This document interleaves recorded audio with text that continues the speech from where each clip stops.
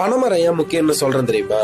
குருத்து சீவி கல் எடுப்போம், சுண்ணாம்பு தடவி பதனி எடுப்போம், பதனியை காய்ச்சி கருப்பட்டி எடுப்போம், கருப்பட்டியை நொறுக்கி நாட்டு சர்க்கரை எடுப்போம், காஞ்ச ஓலையை வச்சு கூரை கட்டுவோம், வேலி கட்டுவோம், பச்சை ஓலையை வச்சு விசிறி மட்டை செய்வோம், பச்சை மொளையை பதப்படுத்தி ஓலைச்சுவடி செய்வோம், பச்சை மட்டையை வச்சு கார்த்தி சுத்துவோம், காஞ்ச கூக்கான வச்சு கார்த்தி கட்டுவோம், காஞ்ச மட்டையை வச்சு விறகரிப்போம், கோடை காலம் வந்தா நொங்கு திம்போம், முத்தனு நொங்க பனம்பழத்துக்கு விட்டுருவோம், விழுந்த பனம்பழத்தை சுட்டு சாப்பிடுவோம், மீந்த பனம்பழத்தை கிழங்குக்கு போடுவோம், தோண்டன கிழங்கு அவிச்சு சாப்பிடுவோம், அடுக்கண கிழங்குல கொட்டையை உடைச்சு சாப்பிடுவோம், நீந்த கிழங்கு அடுத்த தலைமுறைக்கு ஒரு பனங்கண்ண நட்டுட்டு போயிட்டே இருப்போம், விழுந்த மரத்தை தலவாளத்துல பொலந்து கட்டுவோம், எழுந்த மரத்தை விளக்கேத்தி கும்பிடுவோம், வளர்ந்த மரத்தை தாய் தெய்வமா வணங்குற கூட்டண்டாயினாங்க. படகு கூட பனைமரத்திலேயே செஞ்சவங்கடா நாங்க. சேர மன்னர் குடிச்சின்னமா பனைமரம் தான் இருந்திருக்கு. பனம்பூவை பல மன்னர்கள் தன்னுடைய கழுத்துல மாலையா போட்டு வந்திருக்காங்க. இதெல்லாம் தாண்டி கடும் வறட்சியை தாங்கி தானும் வாழ்ந்து தன் மக்களையும் வாழ வைக்கிற தமிழருடைய தலைமரம். அது மட்டும் இல்லாம பல கோயில்களுக்கு இன்னமும் பனைமரம் தான் தலைமரமா இருக்கு. இவ்வளவு தாண்டி பனையபுரம், பனஞ்சேரி, பனந்தோப்பு இது போல ஊர் பேரையும் பனையோட சேர்த்து வச்சிருக்காங்கன்னா